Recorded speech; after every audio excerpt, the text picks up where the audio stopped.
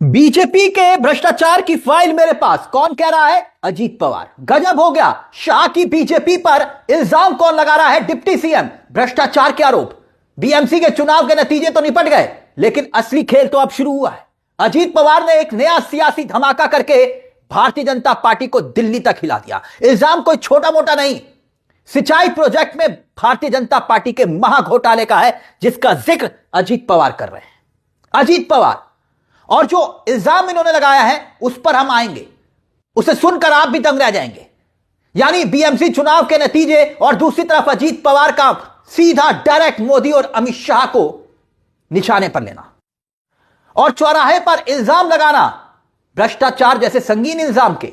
अब सवाल यह कि अजीत पवार ने भारतीय जनता पार्टी पर इस महाभ्रष्टाचार और घोटाले का इल्जाम अभी ही क्यों लगाया?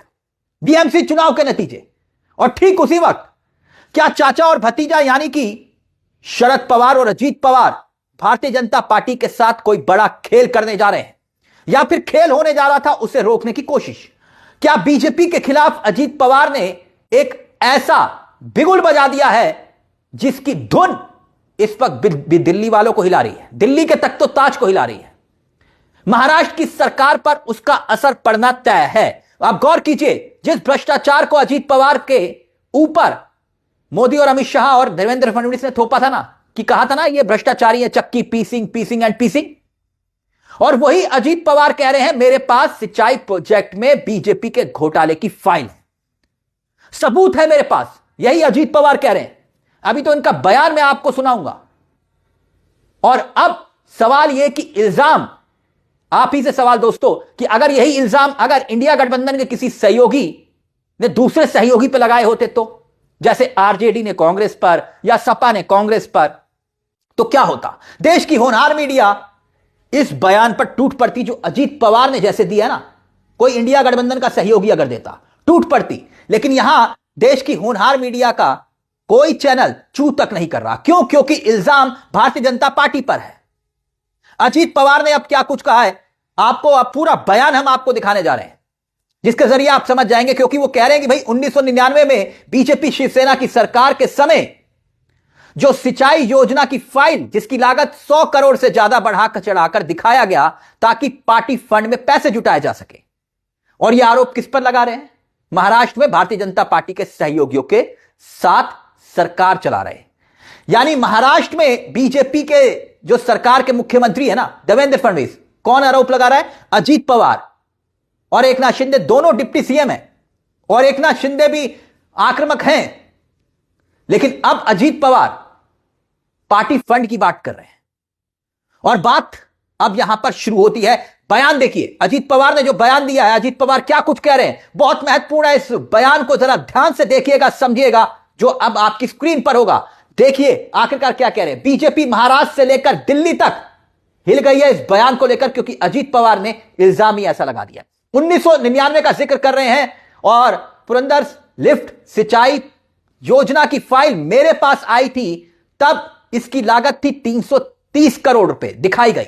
मैंने फाइल को खारिज कर दिया। जांच करने पर पता चला कि असली लागत सिर्फ 220 करोड़ है। कौन कह रहा है? अजीत पवार। 220 करोड़ की जगह 330 करोड़ दर्शाया गया भारतीय जनता पार्टी ने। यानी सीधे सीधे 110 करोड़ का गबन। 100 करोड़ रुपए पार्टी फंड के नाम पर और 10 करोड़ रुपए संबंधित अधिकारियों के लिए जोड़े गए थे। कौन कह रहा है? अजीत पवार कह रहे हैं सरकार भी अगर गड़बड़ी करती, अधिकारियों के बीच कट मनी पहुंचती। कट मनी का जिक्र कर रहे हैं, और उनका यह बयान अपने आप में बहुत बड़ा सवाल खड़ा करता है। कट मनी, मोदी जी कहते थे ना कि विपक्ष की सरकारें कट मनी लेती है, उसी कट मनी का जिक्र यहां पर अजीत पवार कर रहे हैं, और भारतीय जनता पार्टी का जिक्र करते हुए कर रहे हैं। डिप्टी सीएम कर रहे हैं, और कह रहे हैं मेरे पास फाइल है। फाइल रकम मंजूर हो जाती तो राज्य पर बड़ा आर्थिक नुकसान होता। वो फाइलें आज तक मेरे पास हैं, और यह बयान में साफ तौर पर दर्शाया जा रहा है। मतलब कि अजीत पवार, इसे यूं समझिए कि त्रुप का इक्का भारतीय जनता पार्टी के खिलाफ अजीत पवार ने क्या ढूंढ लिया है। गर्दन अजीत पवार ने अब बीजेपी की पकड़ ली है, क्योंकि अजीत पवार को बार बार तोहमत इसी बीजेपी ने मढ़ी, चक्की पीसिंग एंड पीसिंग। करोड़ों रुपए का घोटाला।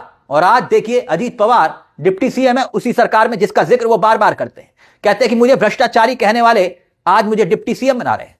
और देखिए आपकी स्क्रीन पर इंडियन एक्सप्रेस की खबर, और इसी खबर में लिखा हुआ है चंद्रशेखर, इन्होंने बयान दिया और कहा कि फाइल अजीत पवार के पास आई थी और उन्होंने ऐसे आरोप अगर होते तो उसी वक्त खुलासा करना चाहिए था, तब उनकी ईमानदारी दिखाई देती।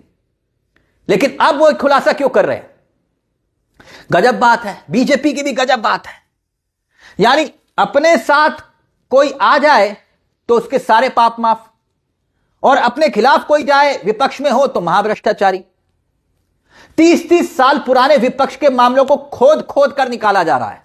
यही इल्जाम लगते हैं ना कि भाई गांधी परिवार को फंसाने के लिए सदियों पुराने, सालों पुराने मामले जो हैं वो खोद खोद कर निकाले जाते हैं।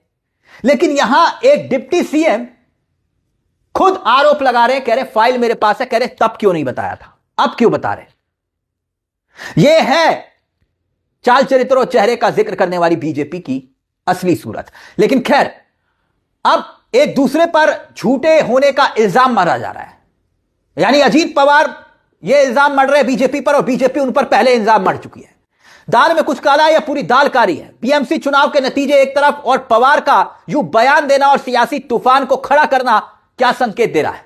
और जिस समय भ्रष्टाचार का आरोप बीजेपी समर्थित सरकार पर लगाया गया, उस वक्त महाराष्ट्र में 1995 से 99 तक बीजेपी शिवसेना की सरकार थी और सिंचाई मंत्री थे एकनाथ खड़से, और वही कह रहे हैं कि नहीं ऐसा कुछ भी नहीं है। और अजीत पवार पहले भी ऐसे इल्जाम लगा चुके हैं और खुले मंच पर लगा चुके हैं।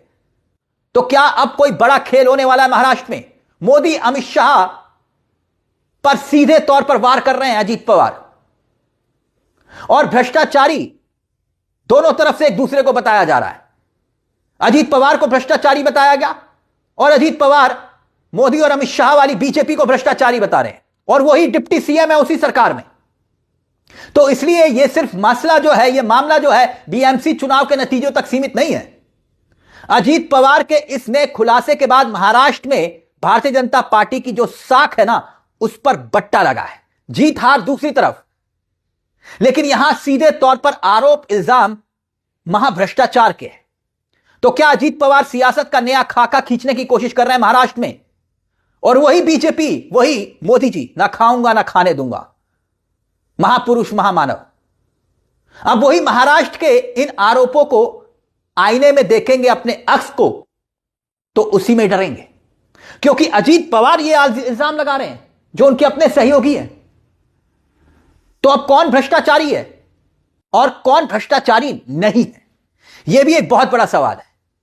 क्योंकि यहां तो हमाम में सभी, क्योंकि अजीत पवार कह रहे हैं और बीजेपी भी कह रही है चक्की पीसिंग पीसिंग एंड पीसिंग। तो अजीत पवार के बगावी तेवर कहते क्या है? तभी मैंने कहा कि मसला बीएमसी चुनाव के नतीजों तक सीमित नहीं है, अभी तो सियासी तूफान आना महाराष्ट्र की सियासत में बाकी है।